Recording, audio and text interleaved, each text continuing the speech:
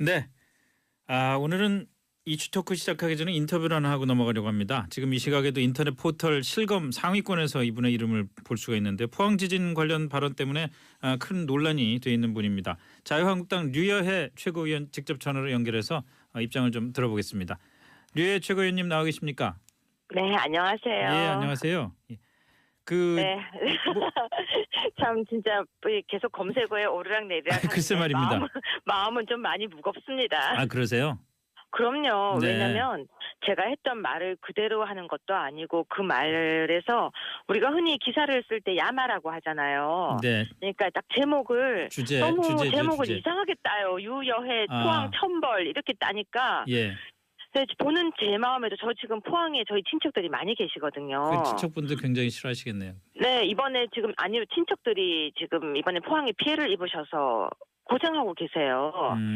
그러니까 그분들이 너가 그렇게 말했냐, 그럴 리가 없는데라고 해서 제가 참 그거 아니다라고 이야기를 하면서도 마음이 되게 많이 아파요, 지금. 예, 자 지금 이게 이제 논란이 된 게 네. 그 이제 처음에 그 말씀하신 거하고 그다음에 이제 해명하고가 좀 그 일치하지가 않는다고 그래서 논란이 된 거든. 우선 말이죠.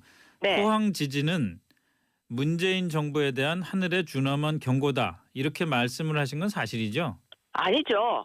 그렇게 준엄한 경고다, 전심이다라고 하는 말들도 있다 이거죠. 라고 하는 말들도 이따까지 하신 게 사실이라는 말씀이시죠? 그럼요. 근데 이제 뭐 그 저 천벌이다 이런 얘기는 안 하셨는데 누가 댓글 이렇게 올리니까 그 이제 그에 반박을 하셨는데 자 그러면은 네. 포항 지진은 문재인 정부에 대한 하늘의 준엄한 경고다. 그 천심이다라는 말도 있다라고 하신 것에 대해서는 번복하거나 그 해명하거나 사과하실 생각은 없으신 겁니까? 그거는 어떤 뜻이냐면요. 네. 포항에 한 이야기가 아닙니다. 네. 문재인 대통령 정부가 들어설 때 그전에 대통령 선거를 할 때 네. 이해찬 전 의원이 이런 말을 했죠. 보수 개멸이라고요. 네. 그런데 그 당시에 어떤 일들이 있었냐면요. 우리 당, 그러니까 요 며칠 사이에 우리 당 의원이라든지 아니면은 국정원의 국정원장이 한 명 한 명 계속해서 이렇게 소환되고 있는 그런 모습들을 보면서 네. 제가 정말 그 당시에 보수 개멸이라고 하더니 하루하루 없어지니까 무섭다. 근데 문재인 정부에 대해서 많은 사람들이 격려하고 좋아하고 있지만 또 반대편 사람들은 굉장히 문재인 정부가 하고 있는 거에 대해서 우려하는 사람들도 많습니다. 네. 근데 포항에 이런 문제가 발생하니까 정말 많은 사람들이 걱정을 하면서 문재인 정부가 진짜 전심은 민심, 즉 사람의 우리 국민들의 마음속에는 문재인 정부가 잘해야 되는데 지금 이렇게 보수 개미라든지 이런 말들이 나오고 전 정권을 계속해서 하는 거에 대해서 많은 사람들이 불안해하는 이야기들이 있거든요. 네.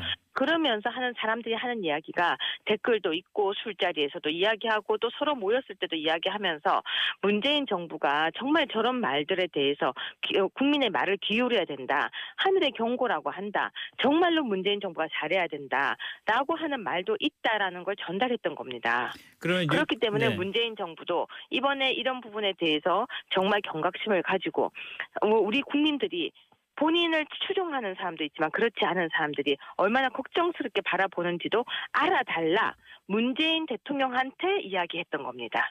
그렇다면 류 최고위원께서는 본인 스스로는 포항 지진이 문재인 정부에 대한 하늘의 준엄한 경고라고 생각하지는 않으신다는 말씀이시죠? 그건 제 생각을 얘기하는 제가 만약에 정말 제가 실수를 한 게 있다면은 네. 이렇게 쓰겠죠. 만약에 더 정확하게 써야 된다면은 이렇게 쓰는 게 맞겠죠. 그런 의견들도 있는데 내가 듣기에도 좀 무리가 있지만 문재인 정부는 이런 말들을 좀 세심하게 들었으면 좋겠다. 이렇게 썼으면 더 구체적으로 설명이 됐겠지만 글쎄요. 그러셨으면 문제가 좀 덜했을 것 같은데요. 근데 제가 이번에 그 부분은 정말 실수한 것 같아요. 근데 말이라는 게 그렇지 않습니까? 이렇게 하다 보면은 또 줄여야 하고 짧게 하다 보니까 그런 부분에서는 오해가 가게 했던 부분은 정말 제가 잘못한 거죠. 하지만 거기에 대해서 제가 천벌이란 단어를 쓴 것도 아닌데 계속해서 기사화되고 또 저한테 이렇게 해명할 기회를 한 번도 주지 않고 예. 계속 기사를 만들고 또 만든 뒤에 오늘 아침에 어떤 목사님은 또 저를 무당이라고 네, 했더라고요. 뭐 그렇게 말씀하신 원로 목사가 계시더라고요. 네, 근데 그거는 제가 그런 말을 한 것도 아니고 제가 예언을 한 것도 아닌데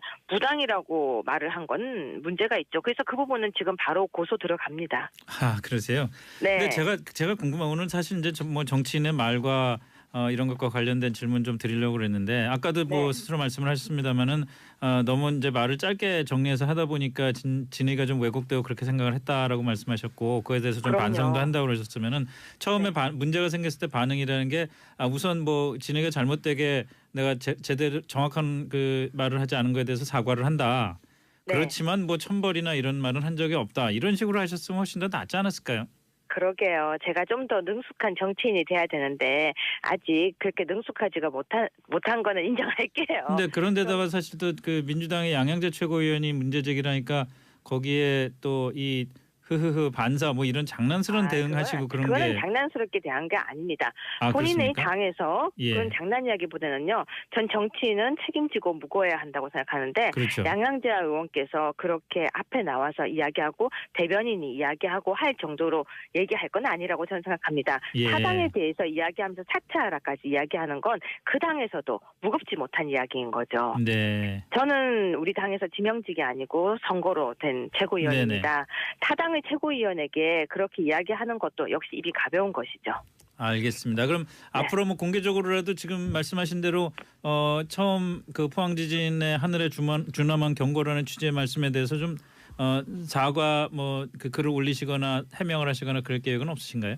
그거는 아닙니다. 왜냐면요. 네. 지금 천벌까지 갔던 거는 언론과 그리고 댓글에서 문제가 있었던 거기 때문에 제가 왜 이 부분에 대해서 이렇게 말을 하냐면요. 네. 언론에서 천벌이라는 것을 뽑아서 했던 부분도 그거는 문제가 있습니다. 네네. 제가 지금 썼던 워딩도 잘 보시면은 제 말이 아니고 다른 사람 말들이었는데 제가 여기서 사과를 하게 되면은 어떤 문제가 생기게 되냐면요. 제가 했던 말을 전체를 제가 한 걸로 또 오해 기사가 나갈 수 있습니다. 네. 네, 그래서 제가 지금 아주 조심스럽게 지금 우리 이제 앵커님께서 질문하셔서 네. 제 생각을 이야기를 한 거지만 다른 데서는 또 기사가 왜곡돼서 나갈까봐 두려워서 말하는 게 굉장히 겁이 납니다. 지금. 무슨 말씀이신지 알겠습니다. 네. 네. 네, 오늘 말씀 고맙습니다.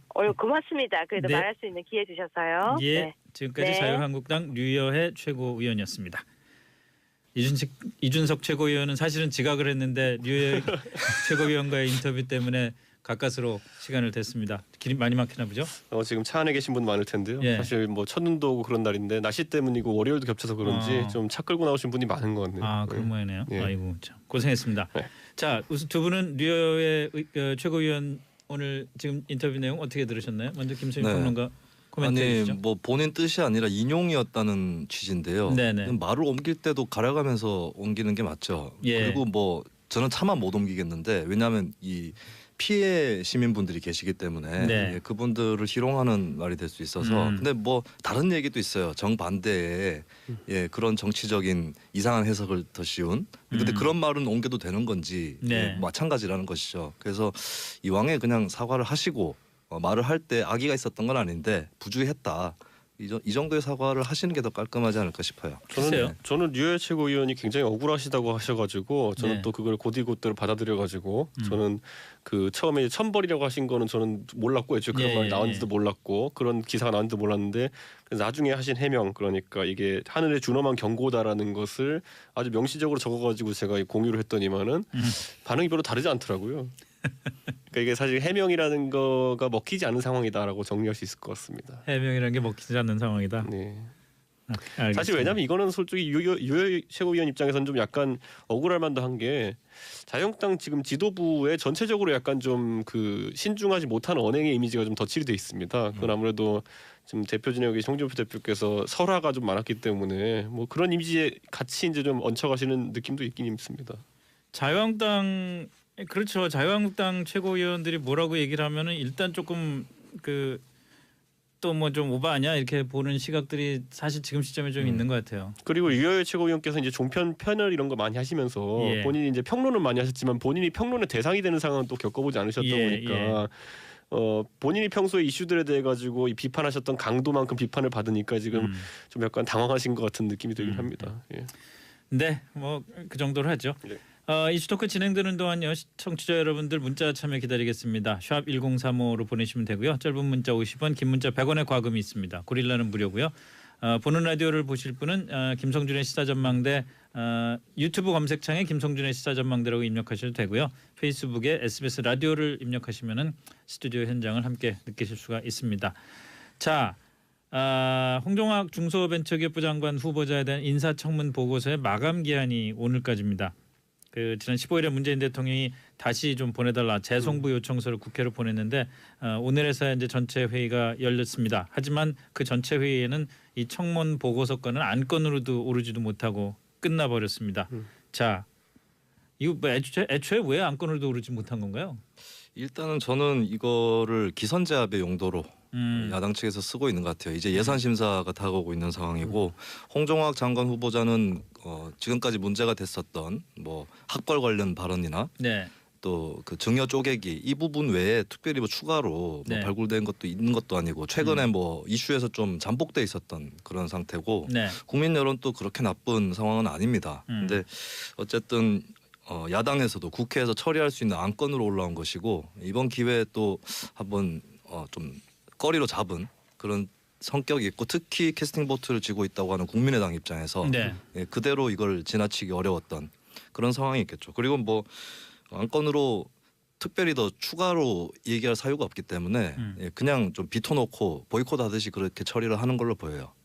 그럼 저는 이제 예. 오히려 좀 다르게 봤던 것이 지금 대통령께서 어쨌든 지금 결과적으로는 홍종학 후보자는 임명을 강행한 것으로 지금 보입니다. 그랬을 때 이제 의회 갈 수 있는 방법은 두 가지가 있는 게 채택을 안 하든지 아니면 부적격 의견으로 채택하든지 지금 이 두 가지 중에 하나거든요. 근데 만약에 부적격 의견으로 채택하게 되면은 그걸 대통령께서 임명 강행했을 때 의회 무시라는 이야기가 나올 수 있습니다. 그렇기 때문에 오히려 이런 부분은 제가 봤을 때 여당에서 이제 원내 지도부가 판단하기에 오히려 무리하게 이런 것을 요구하는 것보다는 차라리 보내자. 차라리 채택하지 않고 대통령께서 임명을 강행하는 거의 모양새가 낫다라고 판단했기 때문에 여당도 그렇게 지금 뭐 강한 의지를 보이고 있지 않은 그런 느낌인 것 같습니다.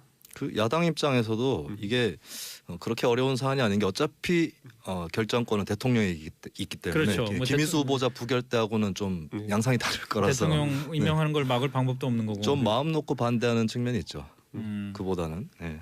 그리고 사실 국민들의 피로감도 어느 정도 있는 게요. 지금 정부가 차려진 지 6개월이 넘었는데 언제까지 이제 조각을 못 맞히느냐 이런 또 비판 여론도 있기 때문에 그렇죠. 비록 이제 홍종학 후보자에 대한 여러 가지 뭐 사실들이 나오긴 했지만 의혹들이 나오긴 했지만은 낙마까지 시킬까에 대해 가지고는 야당도 적극적이진 않은 것 같습니다. 그렇게. 그런 면도 있겠죠. 예. 근데 본질적으로 말이죠. 이게 그 홍종학 후보자라는 개인을 떠나서 앞으로 이 중소벤처기업부 장관 후보자 이거 임명하기 굉장히 힘들겠어요. 이번에도 뭐 몇십 명 만에 됐다고 그러지만 일단 기본적으로 기업인들은 아무도 안 하려고 그럴 거고 그렇죠. 백지 신탁을 자기 재산을 해야 되니까. 그리고 백지 신탁이라는 것도 임기 동안에 백지 신탁 해놨다가 그걸 다시 찾아가지고 그런 것도 아니잖아요. 그래서 저는 오히려 이번에 이 부처를 만들 때 너무 성급하게 만든 것이 아니냐라는 지적을 하고 싶은 게 사실 중소와 벤처를 엮은 게 언뜻 보면 맞아 보이지만은 중소기업은 보통 이제 규제를 통해 가지고 영역을 보호하길 원하고요. 벤처는 규제를 풀어가지고 산업을 진흥하고 새로운 아이템을 찾길 원합니다. 거죠? 그런데 이번에도 그럼 홍종학 후보자는 어떤 쪽이냐? 규제론자거든요. 홍종학 후보자가 여러모로 이제 경제민주화론자고 규제론자이기 때문에 벤처 쪽에서 홍종학 후보자에 대해 가지고 또 탐탁치 않은 약간 이런 눈빛을 보였거든요. 그러다 보니까 언뜻 보면 중소벤처부라는 게 같이 묶이면 괜찮을 것 같다라는 생각이 들지만은 또 따지고 보면 장관이 성향이 한쪽으로 몰리게 되면 둘 중에 하나는 좀 약간 피를 볼 수밖에 없는 구조다 이런 이야기도 있습니다. 예. 김수희 평론가 어떠십니까? 앞으로 그래서 이 뭐 딱히 지원할 사람도 별로 없고 만만한 것은 결국에 임명하는 사람 입장에서나 통과시켜주는 입장에서나 정치인 그렇죠. 현직 의원으로 가는 관례가 굳혀지지 않을까 싶고 홍종학 후보도 전직이라서 좀 더 어려움을 겪고 있을 수도 있어요. 현직이라면 좀 더 무사 통과됐다. 맞아요. 이번에 박영선 의원도 솔직히 말하면 화합회가 오르지 않았습니까? 그런 것처럼 아마 이 분은 아마 지금까지 여성부가 소위 말하는 여성 의원들의 장관 부처처럼 이렇게 되어버린 것처럼 사실 전문가들이 더 있음에도 불구하고 항상 그렇게 결론밖에 안 났던 것처럼 벤처부도 약간 앞으로 인선 과정에 어려움이 있을 것 같습니다. 아니 근데 참 저런 면도 있어요. 우리가 흔히 그 우리나라 바둑이 세계를 제패하는 이유가 문화관광부에 바둑과가 없어서 그런다 그러잖아요. 그 결국 규제에 대한 굉장히 이제 시니컬한 그 비판인 건데 중소벤처기업부가 과연 벤처 창달에 공헌을 할 수 있을지 아무것도 안 하는 게 또 답일 수도 있죠. 부처가. 그러니까. 네, 그거는 뭐 양쪽 간에 그 원리가 다르다는 것은 뭐 그리고 충분히 우리가 알수 있을 것 소된 같아요. 말로 이제 A급 장관, B급 장관 이야기하는 것이 예. 부처의 파워가 이제 예산이나 인사 그렇죠. 이런 것 때문에 다른데 항상 우리가 이야기하지만 여성 정책이 얼마나 중요합니까? 네. 그런데 여성 가족부는 부처의 규모 타부처의 10분의 1도 안 되는 경우고 사실 예산도 거의 한 30분의 40분밖에 안 되는 경우이기 때문에 네. 같은 장관급이라는 건 대우만 해주는 건 실질적인 게 안 따라간다는 얘기가 있는데 중소벤처기업부 같은 경우도 지금 똑같은 지적이 따라오고 있는 게 과연 우리 소위 알고 있는 산자부의 역할과 그러면 어떻게 다르게 구분해 갈 것이냐라는 것이 또 문제가 되는 거거든요. 그렇죠. 예, 참 산자하고 겹치는 부분도 꽤 많을 텐데 진짜. 그렇죠.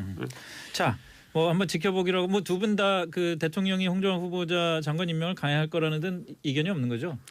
네, 여기서 뭐 마지막 이제 조각인데다가 네. 예, 밀리면 또 물론 야당을 앞으로 예산 전국에서 설득하는데 힘들 수도 있겠지만 네. 국민들 보기에 좀 약해 보인다. 이것도 신경이 쓰일 거예요. 그리고 그럴 수 청와대가 있겠죠. 이제 뭐 몇십 명을 인선하다가 이제 나온 인사라면은 다음 인사가 이것보다 나을 수 있겠습니까? 그렇죠. 그렇기 때문에 약간은 좀 비판적으로 보지만 그래도 임명 강행할 걸 보입니다. 알겠습니다.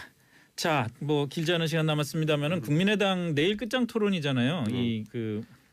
이게 참 호남 의원들하고 안철수계 의원들하고의 신경전이 내일 어떻게 폭발할지 참 모르겠다라는 생각도 들고 일부에서는 뭐 분당 수순 아니냐 이런 얘기까지 나오고 있는데 네. 저는 박지원 의원이 예. 세규합을 하는 모습을 보면서 이번에도 역시 박지원 의원이 주도한 대로 흘러가나 했는데 네. 오늘 아침에 이제 이현주 의원께서 말씀하시기를 뭐 이렇게 마음이 이미 떨어져서 나가실 분들은 보내드려야 되지 않겠습니까라고 이제 말을 하셨는데 의외로 이제 이현주 의원이나 아니면 반대로 이제 또 박지원 의원의 상대적으로 반대쪽에 있는 분들이 이번에 꽤 강단 있게 나올 것 같다는 생각이 들어서 21일 날 있는 토론회라는 것이 상당히 좀 격렬해질 가능성이 있다. 네. 그리고 박지원 대표 같은 경우에도 의외로 이제 고전할 수 있다는 생각을 좀 하게 됩니다. 고전할 수 있다. 네.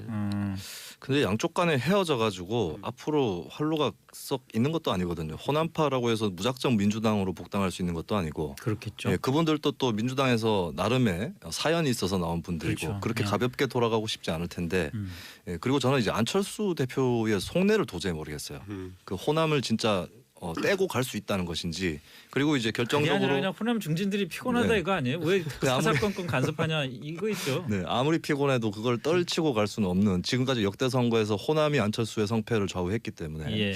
그리고 이제 제2당으로 도약해야 된다라는 발언을 하고 있는데 아니 그 바른정당이랑 통합을 한다고 해도 제3당인 것이고 그러면 제2당이 되려면 뭐 대규모 정계 개편이 있거나 아니면 총선까지 시간을 상당히 그런 기다려야 거 되는 아닌가? 거죠. 서울 수도권의 당신의 네. 인기도 그다음에 안철수는 PK, 유승민은 TK 합치면은 TK, PK가 서울 네. 수도권을 다 먹을 수 있다 이런. 네. 정치를 그렇게 덧셈으로 보면 참 곤란한데 제가 봤을 때 지금 그런데 아까 김수민 의원 말한 그 점에 대해 가지고 안철수 의원이 호남에 대해서 미련을 가지려면은 지금 일정 정도의 호남 지지가 따라가야 됩니다. 근데 지금 국민의당이 호남 지지세라는 게 과거에 진짜 잘 나갈 때 비해 가지고 거의 뭐 미미한 수준이기 때문에 네. 오히려 호남 중진들이 있어도 그렇다는 걸 알고 있기 때문에 크게 그런 것들이 그러니까 그런 점이 중진들 좀 있을 것 같아요. 덕분이다라는 느낌을 안 받고 있는 것 같아요. 안철수 대표가. 네. 그러니까 내학이 나름에 달렸다 그거라는 거는. 그렇기 때문에 그분들의 존재 자체가 고지주를 담보하지 않는다는 생각이기 때문에 이런 행동들을 하는 것 같습니다. 근데 그렇게 해서 인적으로 이탈을 하게 되면 어쨌든 타격을 받을 텐데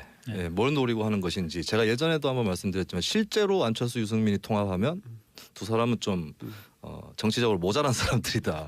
통합 안 할 정도로까지 해서 이 거대 양당의 어떤 그 구심력을 이겨낼 그 정도 수준에 그쳐야 될 텐데 예, 제가 좀 이해를 할 수 없는 좀 끝까지 가는 태도를 보이고 있고 그리고 이제 또 뭐 교섭단체를 따로 한 지붕 두 가족처럼 예. 꾸리겠다 이런 얘기도 나오는데 이거 국회법을 보니까 안 예. 되죠. 예, 20석 이상의 정당은 자동으로 하나의 교섭단체고 예. 그렇지 않은 경우에는 교섭단체에 속하지 않은 사람들끼리만 교섭단체를 뭐 복수의 정당끼리든 구성할 수 있게 돼 있어서 예, 그것도 그냥 일단 뱉어본 얘기인 것 같고 어디로 갈지 그러니까 그 안에 의미는 20명 이상 됐고 나갈 수 있다라는 의미를 얘기하는 건데 이게 양쪽 다 말이 안 되는 게 분당을 뭐냐면 해야 되는 거죠. 나가려면 비례는 못 나갑니다. 자기 발로. 그렇죠. 그렇죠. 그렇기 때문에 지역구 의원 중에 20명 지금 한 27분 정도 되는데 그중 20명을 데리고 있다는 건 말이 안 되기 때문에 네. 둘 다 지금 소위 말하는 그냥 엄포를 놓고 있다 이렇게 해석할 수 있을 것 같습니다. 알겠습니다. 자 오늘 여기까지 하죠. 김수민 시사평론.